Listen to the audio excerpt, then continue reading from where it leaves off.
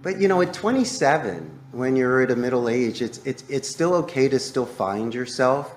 And you're probably wondering, Dave, why I wasn't this hotshot teenager or genius 20-year-old that started a company. Well, since we're friends, I may be candid with you. A lot of it has to do with impulse control and maturity.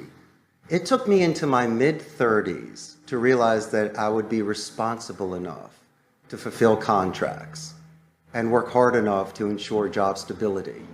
Not saying I couldn't have done it earlier, but there are certain stages in life when you know that you're more prepared for something. And so when you enter those stages, it seems a lot more natural and not a forced fit.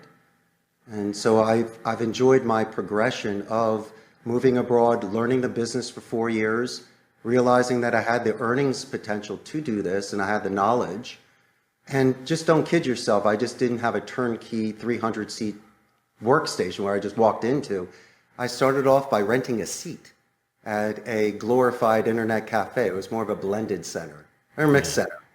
And then from there, I saved enough money to rent space and then get used computers and furniture, which was in top condition.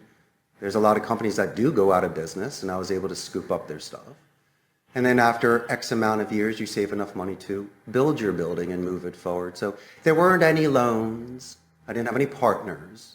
I didn't pay any interest. I did it the way that my grandparents taught me. And they said, Richard, if you don't have the money, just don't do it. And for me to be able to sleep at night, Dave, I'd rather own the dirt than possibly have to give away back to a bank a 3-floor building.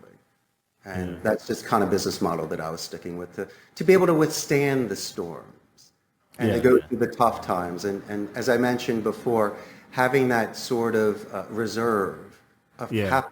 Well, that's a true entrepreneurial spirit, isn't it? Taking risks like that.